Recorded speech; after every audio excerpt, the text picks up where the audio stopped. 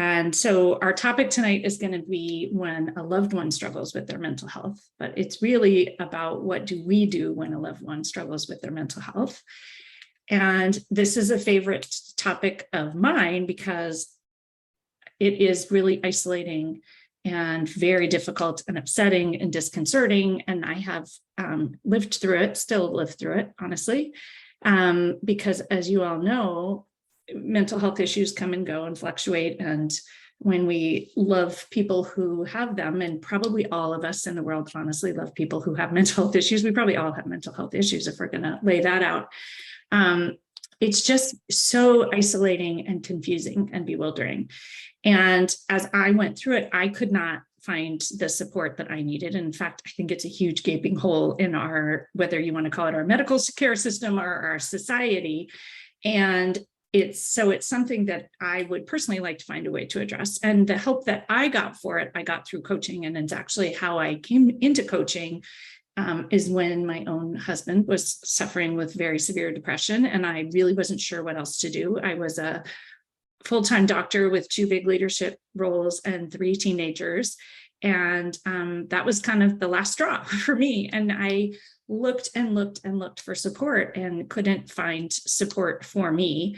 And I also found, I think all of you are doctors, but almost all of you are doctors. And in that arena particularly, there was very little support. And there was a lot of shame about having to bring it up. And if my partner had been struggling with cancer, it would have been different. And I would have gotten different degrees of support. Part of that was my own discomfort with it, honestly. But now, being many, many years later, I think I'm much more comfortable, and I'm very devoted to changing the stigma around it because it's out there and we all know people that suffer and struggle from it. So what I wanted to do tonight, I'm just going to tell a little bit about myself because there's a lot of people here who I don't know. And I'm going to share a little bit about some of the strategies that I use. And then I want to open it up for people to get some live coaching so you can kind of see how it works and what you might glean from that. And so I'm hoping that some of you will be willing to do that. And I will let you know that I'm going to keep the recording on because I do have to turn the live coaching in part as part of my homework, as I told you, but that part won't get shared. So I might share the initial part because I do think that some of this stuff really does need to get out there, and I'll just decide how it all turns out and how we talk, but I will, none of the live coaching will get shared. So you'll have that privacy. So I just introduced myself. I am someone who loves someone who struggles with their mental health.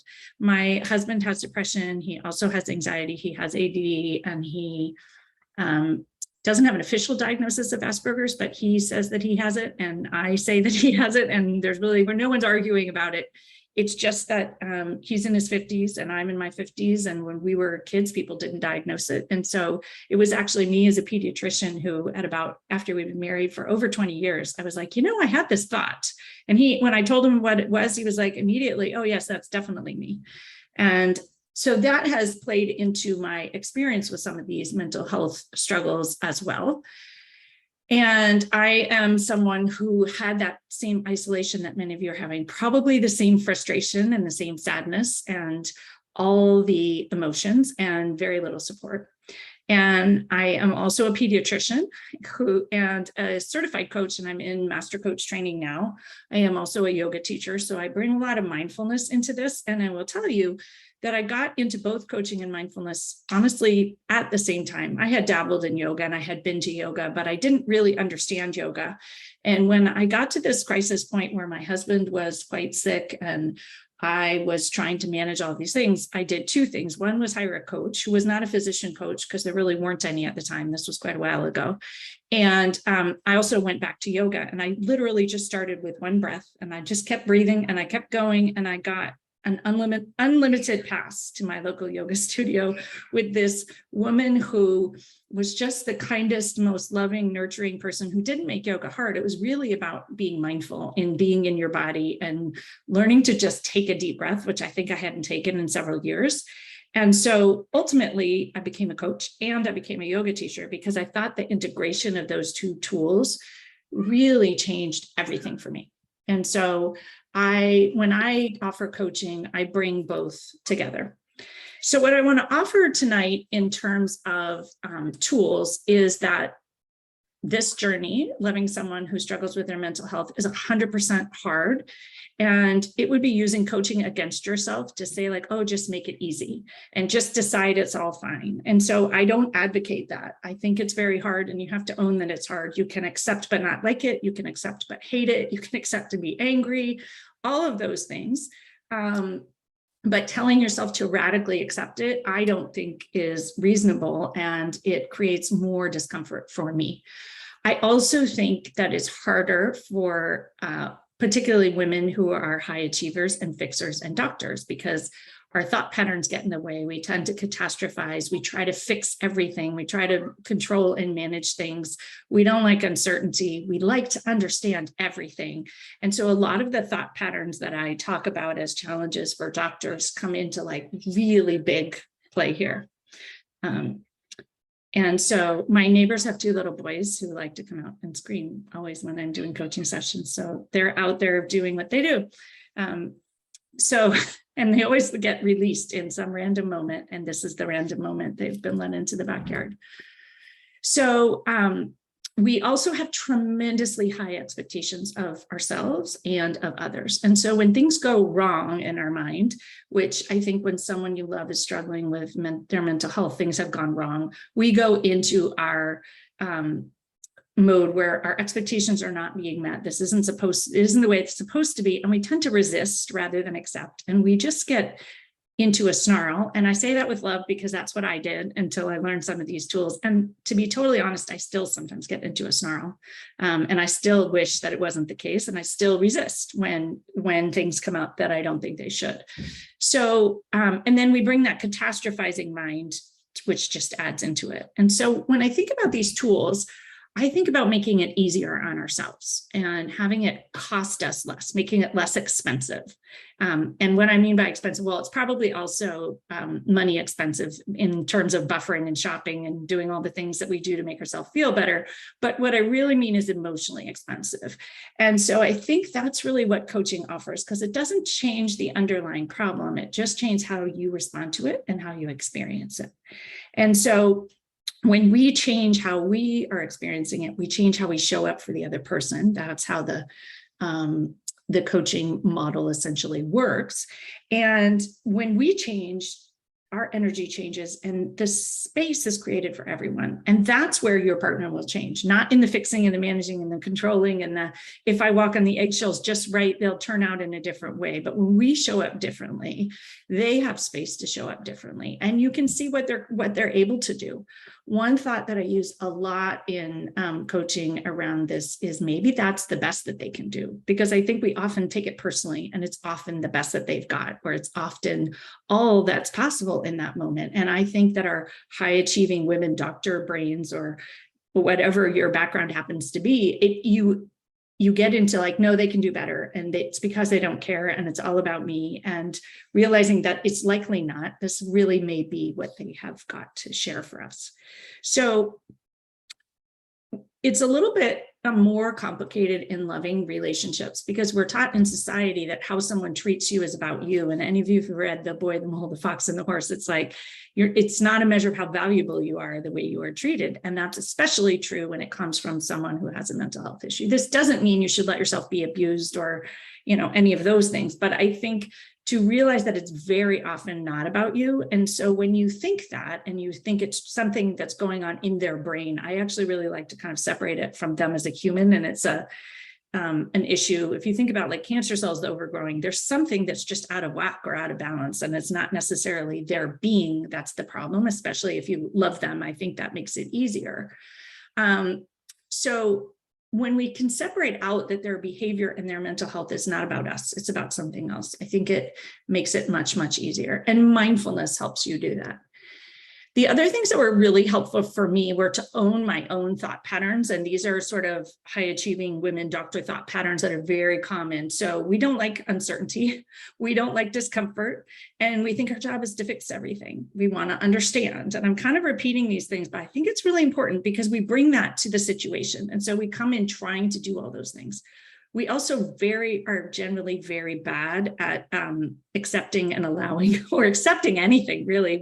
We are resistors, fighters, fixers, changers. And so we come in often like a bull in a china shop rather than just showing up with love. And so that's where I think the mindfulness comes into play. And mindfulness is a tool that helps. And I think of it as sort of a soft, practical tool. I don't think you necessarily have to sit on your mat and meditate for 45 minutes a day. That's not necessarily my approach to mindfulness, but being thoughtful and pausing and in that space, breathing and learning how to breathe was key for me. And I use it all the time. My husband will say, like, you're breathing again. What's going on? It's like, I'm just like calming myself down. And then in that space, when you pause and you breathe, that's where you can notice how you feel and you can notice what's going on, your thoughts, your judgments. We tend to judge ourselves, and maybe we think we should have figured out how to respond to this, and here we go reacting again, or their mental struggles, or we're judging them. There's so much judgment in there, and we often don't even know how we feel. And so in that pause, when you're breathing, is the chance to know how you feel. I often offer hand to heart, and I think hand to heart is something that for all of us, with someone who loves someone with mental health struggles, hand to heart is like the answer all the time. And we know that putting your hand over your heart actually releases oxytocin and decreases cortisol. So it's going to help you respond in a healthier way. And honestly, it's going to help you feel better too. So why not do it?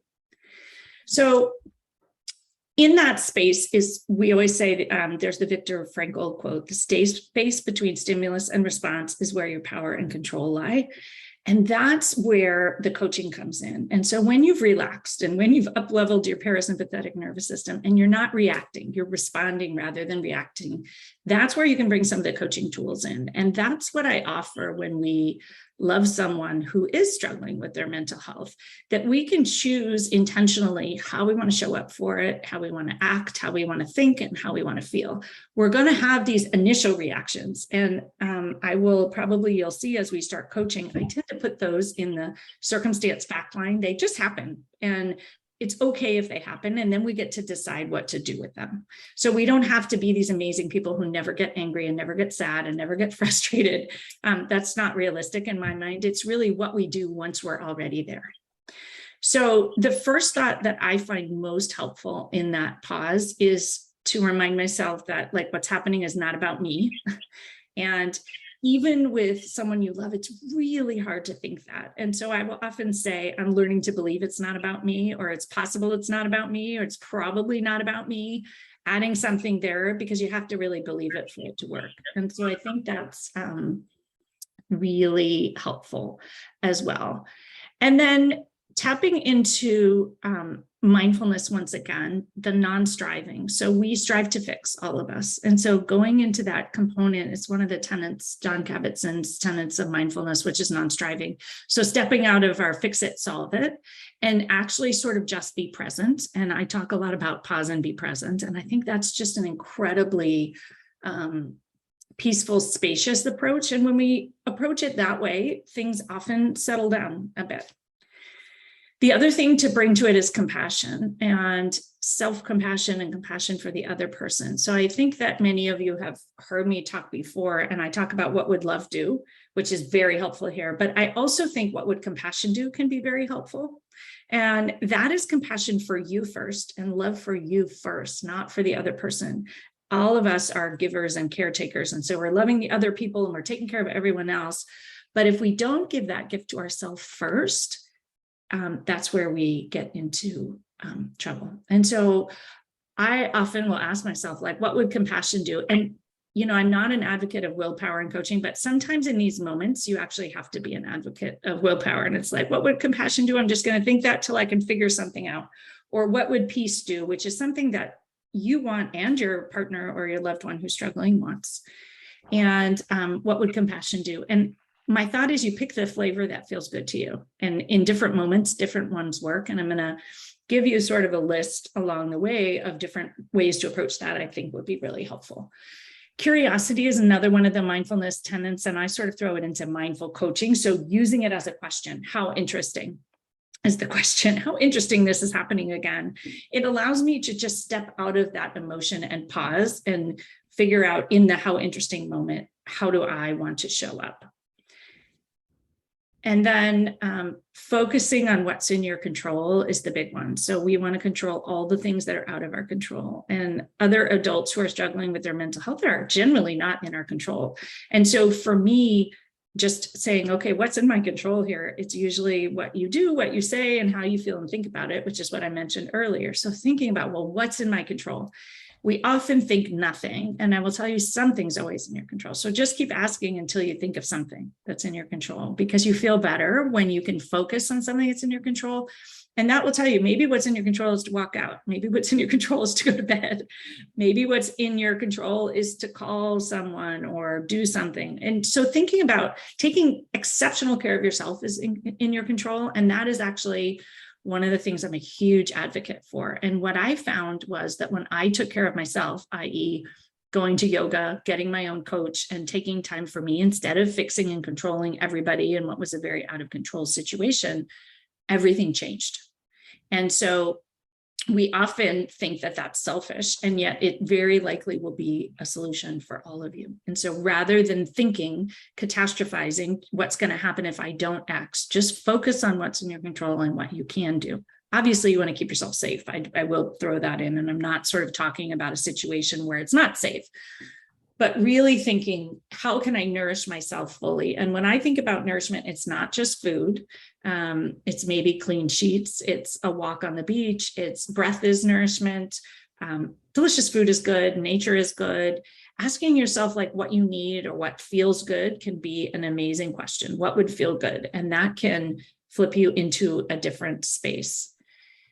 And then a couple other thoughts are the urgency tax that we all have. We come to these things as urgent. We have to fix it right away. And so showing up with patience and realizing that as physicians, we come to everything. And I know there's a few ER docs here like, you guys are exceptional at urgency. But most of the time at home, it's not an urgent situation. And it's very expensive emotionally. If you think about your nervous system, and this is where the blend of mindfulness and yoga and coaching comes into play, right? If you up-level your parasympathetic nervous system, everything is less expensive. You're less exhausted, you're less burnt out, you're able to be more present. And so that is something in this situation that's very much in your control. And then staying in the moment. So being present. Catastrophizing is the exact opposite of staying in the moment. And so just notice that that's what we all do. I'm an expert catastrophizer, and as I know all of you are too. And so I just tell myself that, you're catastrophizing, it's not a problem. And usually it's not a problem even the next day, or maybe it's a problem for a short bit and then it's going to be better. But I think that can really help.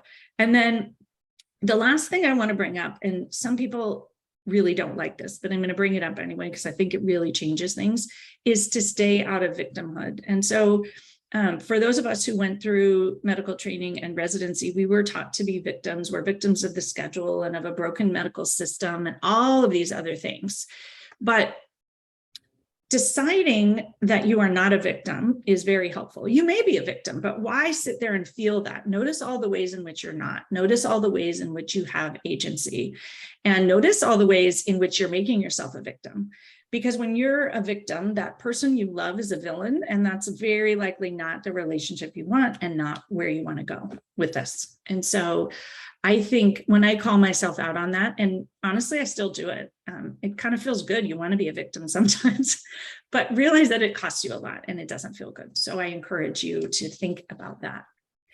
And then the tool that I wanted to share before we get into coaching is asking good questions. So most of us ask terrible questions. And so looking at those terrible questions, like what's going to happen? Why is this happening again? Things might be going well, and we're like, well, when's it going to fall apart? Or we tend to also walk around looking for the things that are wrong and asking those questions. And so I love this strategy of asking good and / empowering questions or helpful questions. If you ask bad questions, you get bad answers. And so when you're in a tough, difficult, hard, isolating situation, the very last thing you need to do is ask bad questions. And I will tell you, it's taken me about 4 years to become really good at asking good questions and noticing the bad question and flipping it. So the first thought is just notice when you ask bad questions. You don't have to change them. Just say, look at me, I'm asking a bad question again. And you will start to notice these very kind of negative questions that you ask all the time. And that the noticing is the most powerful thing in all of this. Noticing how you feel, noticing the stories you're telling yourself, noticing your judgment, noticing your striving, noticing you're controlling things out of your control. If you can just start to notice all those things, it's amazing. And then you can start to ask yourself better questions. And you ask these questions because they feel good to you. And honestly, I think that's the other thing I just want to advocate here is none of this is that we're doing anything wrong. We're doing it because it's going to feel better to us, and we deserve and want to feel better. And no matter what you decide to do in your relationship, you want to feel as good as you can feel and be as whole and healthy and human as you are. And we are human, and the people we love are human. And so it's figuring out, how do you deal with that uncertainty and the unknown and the confusing and all of those things. So what would love do is my favorite question. What would compassion do? What would peace do? I mentioned those. There are some other fun ones that I'll just throw out because I like to make this kind of difficult subject fun. So I often will ask, what would a tree do? Because I love nature. And so trees, they don't whack back. They just stand there. They enjoy the rain. They gather the water from underneath. They bloom sometimes. They drop their leaves sometimes. And so I also go into yoga and get into that, I'm a tree and I can do that tree pose. And all of a sudden I'm very peaceful and strong. Trees don't get knocked over. They don't let people step on them. And so for me, that's a very clear visual. I do also just want to throw out for any of you that don't know, I teach yoga most Saturdays, though this weekend it's Sunday because I'm leading a retreat on Saturday, but any of you are welcome to come. And we do a lot of coaching yoga. We practice being a tree, we practice breathing, and I sort of offer the type of yoga that really took good care of me. And so it's very nourishing, healing yoga. It's accessible to most people, and on Zoom, you can just opt out if it doesn't work for you because no one can see you in your box anyway. But it is a nice community and it's free, and I would love to have any of you join me. So you will get the invite in your email at least once a week if you're not on the yoga list, and feel free to join me. So other questions that I ask are, what would my future self do? One of my new favorite ones is, what would smart do? Because I like to be smart. And so that makes me feel good. And I'm like, what would smart do here? Or what would calm do? What would mindful do? You can kind of just start playing with these good questions. One of the questions I ask is what would someone who thought her marriage was amazing do? Right? Because you're sitting here telling this terrible story. That gets you out of the story, and you can kind of think, if you think you're an amazing marriage, it'll be better. And so you can get into that. Or what would trust do if you're working on trust? And so I think that play with the thing that you want and put it in that what would X do? And it's a really useful tool. And I want to throw out that I've thrown out a whole bunch of tools here, and different ones will work for different people, and they don't work overnight. They take a lot of practice. And I know some of you have been working with me for a while, and I think you hear it and you keep practicing, and all of a sudden it takes and it's there. It's just as good as done. And so don't feel bad. This is not a checklist or homework. It's sort of trying things on and seeing what works for you in different settings. We're all humans and we're all different. And then the last thing I want to leave you is just this question of what if. And so what if it turns out better than you expect? What if it turns out okay? What if you're doing a great job? What if you're amazingly resourced to have all the tools? And the last one I love is, what if it were simple? So that's I just asked myself, what if this were simple? It'd be I'd just go to bed sometimes. That would be simple. Or I live near the beach, so I would go to the beach for a walk. That would be simple. And it can get you out of all of this sort of confusion, because one of the key things that I find is when you are with someone who's struggling with their mental health, I notice immediately that I'm confused. And I don't know what's wrong. I'm just confused and I don't understand. And now that I'm much more perceptive in the noticing, I pause and I breathe and I'm like, well, I'm confused again. That's usually, I don't walk around the world feeling confused. And so that's my first clue that something is confusing. Like to say that. So I think that that's a really nice way for me to pause and just say, okay, now I'm going to ground and I'm going to be that tree and I'm going to figure out how I want to show up for this. So those are my